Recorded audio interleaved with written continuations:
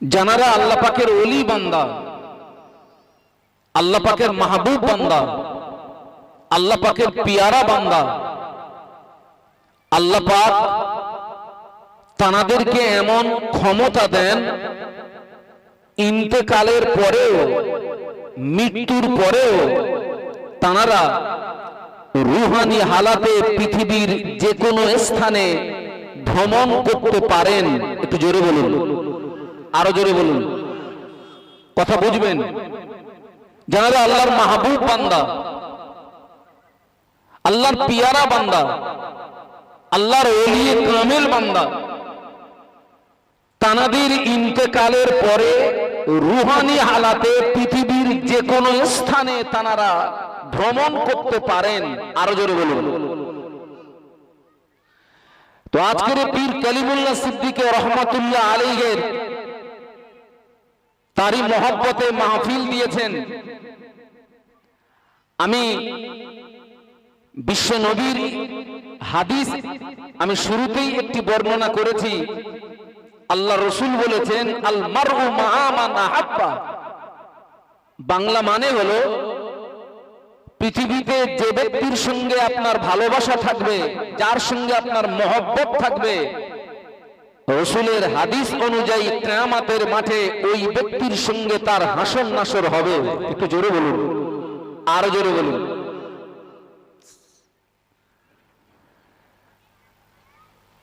তো সেই পীর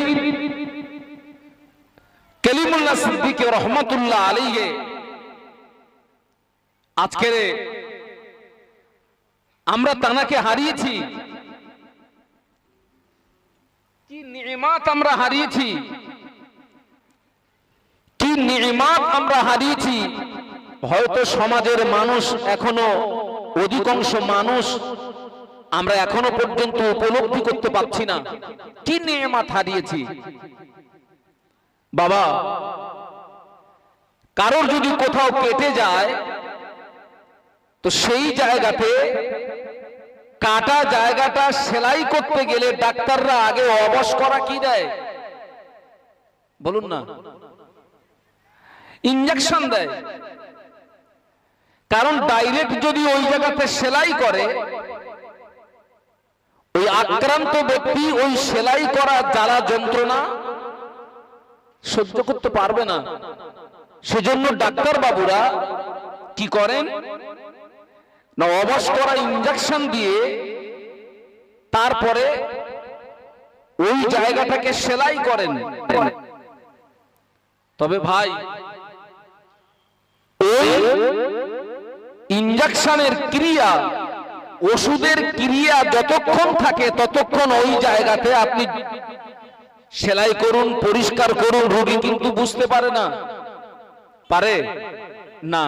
কিন্তু ওষুধের ক্রিয়া যেই নষ্ট হয়, ওষুধের ক্রিয়া যেই শেষ হয়ে যায়, সেই সময় ওই কাটা জায়গার জ্বালা যন্ত্রণা রোগী কি করে?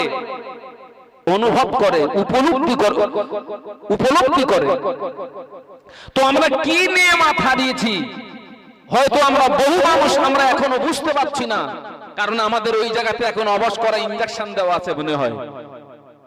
আমরা অনেকে তো বুঝতে পারছি না কি নিয়ামত হারিয়েছি। যেদিন, যে সময়ে ওই ওষুধের ক্রিয়া নষ্ট হবে, সেই দিন সমাজ বুঝবে এ সমাজ আমরা কি নিয়ামত হারিয়েছি, কি জিনিস আমরা হারিয়েছি, সেই দিন বোঝা যাবে। আল্লাহু আকবার। আমি জানি না আজকের এই মাহফিলে যারা এসেছেন, উপস্থিত আছেন, আপনারা কি হুজুর কিবলার জানাজা নামাজে কারা কারা ছিলেন? একটু হাত তুলে দেখাবেন। আলহামদুলিল্লাহ। আচ্ছা ভাই, আপনারা হুজুরের জানাজা নামাজে গেছিলেন কেন? আমি আপনাদেরকে প্রশ্ন করছি, কেন গেছিলেন? মহব্বতে গেছিলেন। মিজলা হুজুর পীর কিবলা রহমাতুল্লাহ আলাইহির জানাজা নামাজে কারা ছিলেন? হাত তোলেন তো। আলহামদুলিল্লাহ। আচ্ছা, আপনারা কি সবাই মেজি হুজুরের মুরিদ? আপনারা কি সবাই, যারা যারা হাত তুলেছেন, সবাই কি মিজলা হুজুর পীর কিবলা রহমাতুল্লাহ আলাইহির মুরিদ কি? হ্যাঁ, আচ্ছা, হুজুরের জানাজা নামাজে যত মানুষ উপস্থিত হয়েছিলেন সবাই কি হুজুরের মুরিদ ছিলেন? না, সবাই হুজুরের মুরিদ নয়। কেন তারা মেজবা হুজুর পীর কেবলা রহমাতুল্লাহ আলাইহির জানাজা নামাজে গেলেন? এজন্য গিয়েছিলেন আল্লাহ পাক যাদেরকে ভালোবাসেন, আল্লাহ পাক যাদেরকে বন্ধু হিসাবে গ্রহণ করেন, আল্লাহ পাক সেই ব্যক্তির মহব্বত আল্লাহ পাক ওই জমানার মানুষদের কলিজায় হৃদয়ে আল্লাহ পাক পয়দা করে দেন। একটু জোরে বলুন সুবহানাল্লাহ, আরো জোরে বলুন। আল্লাহ পাক যাকে ভালোবাসে তার মহব্বত, তার ভালোবাসাটা আল্লাহ ওই জমানার মানুষের হৃদয়ে পয়দা করে দেয়। আরো জোরে বলুন। কোন একজন মুরব্বী মানুষ, আমার কথাগুলোকে খুব লক্ষ্য করুন, কোন একজন মুরব্বী মানুষ তিনি আমাকে বলছেন যে আমি মির্জা হুজুর পীর কেবলা রহমাতুল্লাহ আলাইহির জানাজা নামাজে আমি হাজির ছিলাম, তো আমি একটা দৃশ্য দেখেছিলাম, আমি সেই চিত্রটার কথা আমি বলতে পারছিলাম। আমি তানাকে বললাম, আপনি কি চিত্র দেখেছেন আমাকে একটু বলুন তো। উনি বললেন, জানাজা শেষ হয়ে গেছে, আমি দেখছি একজন ব্যক্তি জানাজা হওয়ার পরে যখন হুজুরকে দাফন করা হচ্ছে, কবরস্থ করা হচ্ছে, লাশ কবরে দেওয়ার পরে একটা দোয়া পড়া হয়, মিনহা খলাকনাকুম ওয়া ফিহা নুঈদুকুম ওয়া মিনহা নুখরিজুকুম তারাতান উখরা। এ বাবা পড়ে না? পড়ে না? পড়ে। তো হুজুর বলছেন, আমি দেখছি একজন মুরব্বী মানুষ হুজুরের মহব্বতে ছুটছেন। তার মানে ওই মুরব্বী মানুষ ইন্তেকালের পরে মনে হয় হুজুরের চেহারাটা দেখা হয়নি, তানার লাশ মোবারককে কবরস্থ করা হচ্ছে, তানার লাশ মোবারককে কবরস্থ করা হচ্ছে। ওই মুরব্বী মানুষ নিশ্চয়ই তানার মনের ভিতরে এই চিন্তা, এই চেতনা, এই জ্বালা যন্ত্রণা হচ্ছে যে হুজুরের অন্তত শেষবারের মতো চেহারাটা আমি দেখবো। তো উনি ছুটছেন, আমি দেখছি মুরব্বী মানুষটার লুঙ্গি খুলে গিয়ে উলঙ্গ হয়ে গিয়েছে, কিন্তু ওনার শরীর থেকে যে লুঙ্গি খুলে গেল, উনি যে উলঙ্গ, মানুষটা বুঝতে পারছে না, মানুষটা বুঝতে পারছে না সে যে উলঙ্গ হয়ে গেছে। আল্লাহু আকবার, আল্লাহর ওলির দিওয়ানা হয়ে গেছে, পাগল হয়ে গেছে। একটু জোরে বলুন সুবহানাল্লাহ, আরো জোরে বলুন। ফুরফুরা শরীফ এমন একটি জায়গা, যে জায়গাতে,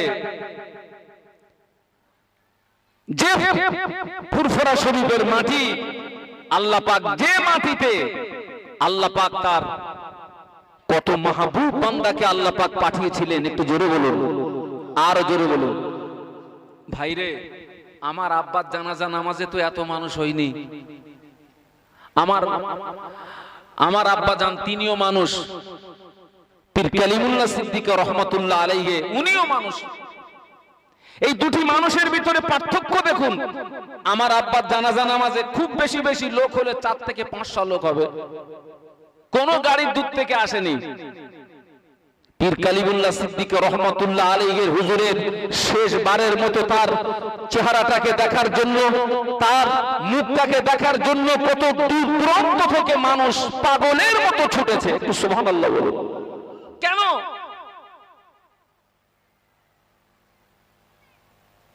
আল্লাহ পাক যাকে ভালোবাসে তার মহব্বত আল্লাহ পাক অন্য বান্দাদের কলিজায় পয়দা করে দেন। একটু জোরে বলুন। তবে একটা কথা জানবেন, পীর হওয়ার 1 নাম্বার শর্ত হচ্ছে আলেম হওয়া। পীর হওয়ার 1 নাম্বার শর্ত কি বলেছি? একটু সবাই মিলে বলুন না, আলেম হওয়া। তো পীর কালিমুল্লাহ সিদ্দিক রহমাতুল্লাহ আলাইহি উনি কিন্তু আগে পীর হননি, উনি আগে কি হয়েছেন? আলেম। আলেম হওয়ার পরে তারপরে কি হয়েছেন? পীর হয়েছেন। কারণ ধর্মের জ্ঞান যদি না থাকে, শরীয়তের জ্ঞান যদি না থাকে, তিনি নিজেও সঠিক পথটাকে বেছে নিতে পারবেন না, অন্য মানুষকেও পথ দেখাতে, সঠিক পথ দেখাতে পারবেন না। একজন অন্ধ মানুষ, সে তো নিজেই পথ দেখতে পায় না। এখন যদি ওই অন্ধ মানুষকে কেউ অনুসরণ করে, অন্ধ মানুষকে যদি একা ছেড়ে দেওয়া হয়, অন্ধ মানুষ রাস্তায় চলতে চলতে গাড্ডায় পড়ার ভয় থাকবে না? থাকবে না?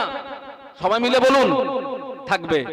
আবার যদি ওই অন্ধ মানুষকে যদি কোনো চোখওয়ালা মানুষ, ওই অন্ধ ব্যক্তিকে যদি কেউ অনুসরণ করে, তার পিছু যদি ধরে, সে ব্যক্তিরও কিন্তু গাড্ডায় পড়ার সম্ভাবনা থাকবে।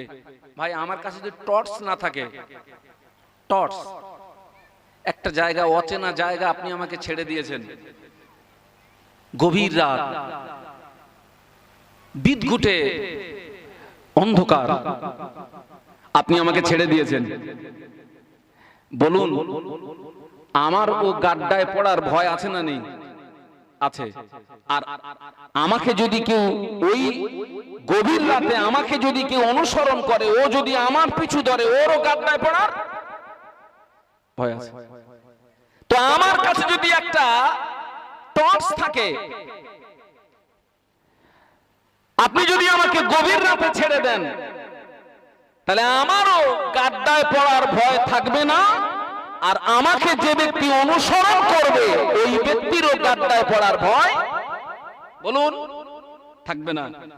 তো পীর কালিমুল্লাহ সিদ্দিকী রহমাতুল্লাহ আলাইহি, উনি আগে পীর হননি, উনি আগে আলেম হয়েছিলেন, শরীয়তের জ্ঞান অর্জন করেছিলেন, শরীয়তের জ্ঞান অর্জন করেছিলেন, তারপরে উনি পীর হয়েছেন।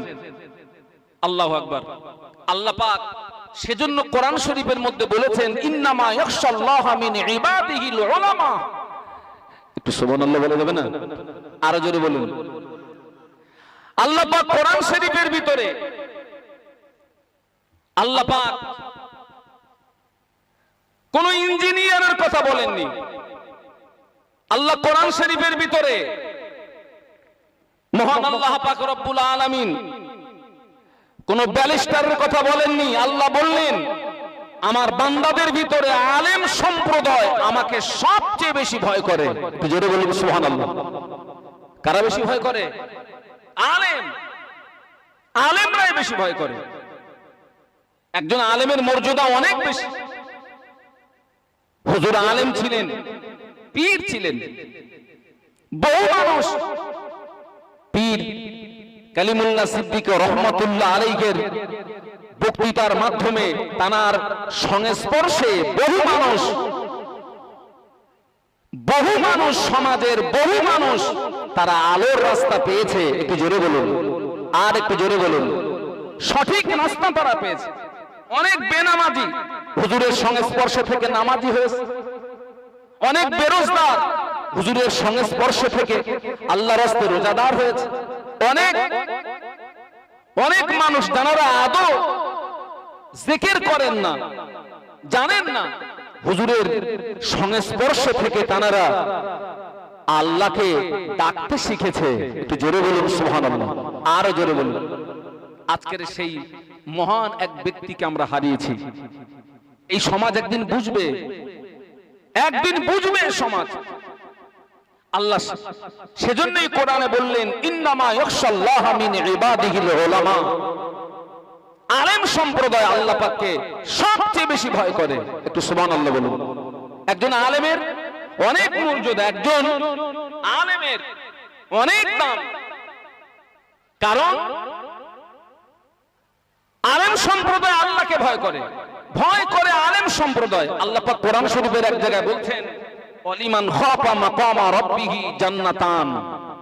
একটু সুবহানাল্লাহ বলুন। সূরা আর রহমান আল্লাহ পাক কি বললেন? আল্লাহ পাক বললেন, যে ব্যক্তি তার রবের সামনে উপস্থিত হওয়ার ভয় রাখে, তার জন্য রয়েছে দুটি জান্নাত। একটু জোরে বলুন সুবহানাল্লাহ। যে ব্যক্তি তার রবের সামনে উপস্থিত হওয়ার ভয় রাখে, তার জন্য রয়েছে দুটি জান্নাত। আর একটু জোরে বলুন সুবহানাল্লাহ। এই আয়াত থেকে বোঝা যায় যেন আল্লাহ তাআলার ভয় জান্নাতের চাবিকাঠি। একটু জোরে বলুন সুবহানাল্লাহ।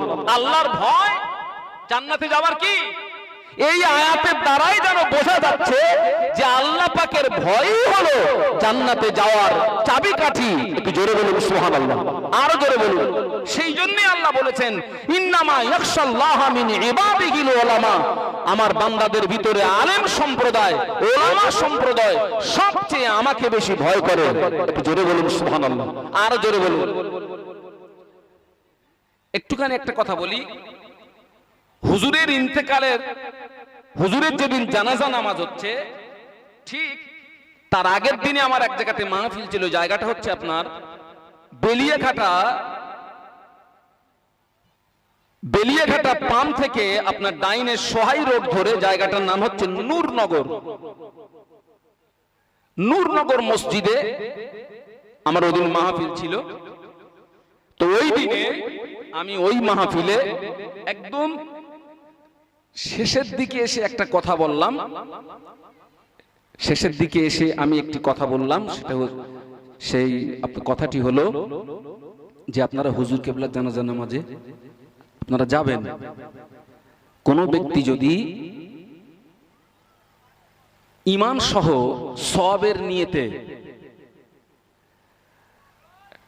কোন ব্যক্তি যদি ঈমান সহ সওয়াবের নিয়তে কোন ব্যক্তির জানাজা নামাজ আল্লাহর সন্তুষ্টির উদ্দেশ্যে যদি একটা জানাজা নামাজ আদায় করে, আল্লাহ পাক ওই ব্যক্তির নামায় আমলে উহুদ পাহাড় সমান নেকি দান করেন। একটু জোরে বলুন, আরো জোরে বলুন।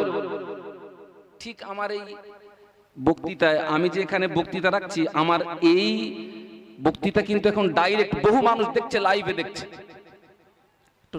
আমার এই বক্তৃতা রাখার এক দুদিন মনে হচ্ছে পরে হঠাৎ আমি একদিন সকালে ঘুম থেকে উঠেছি, ওঠার পরে একটা ফোন এসছে।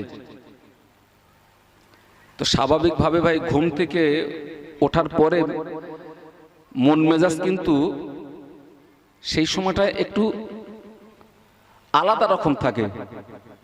তো ফোনটা রিসিভ করলাম, সালাম দিয়েই বলছে হুজুর আপনাকে আমি একটা প্রশ্ন করব। তো আমি চিন্তা করছি আল্লাহ, ঘুম থেকে উঠেই প্রশ্ন, আচ্ছা ঠিক আছে হোক। তো আমি বললাম কি প্রশ্ন বাবু? তো বলছে আপনি কোন এক জায়গাতে মাহফিলে বলেছেন যে একটা জানাজা নামাজ যদি কেউ আদায় করে আল্লাহ পাক তাকে উহুদ পাহাড় সমান নেকি দান করে, এটা কোন হাদিসে আছে? আচ্ছা ভাই, এক আর এক কত হয়? আপনার কথা বলেন না কেন?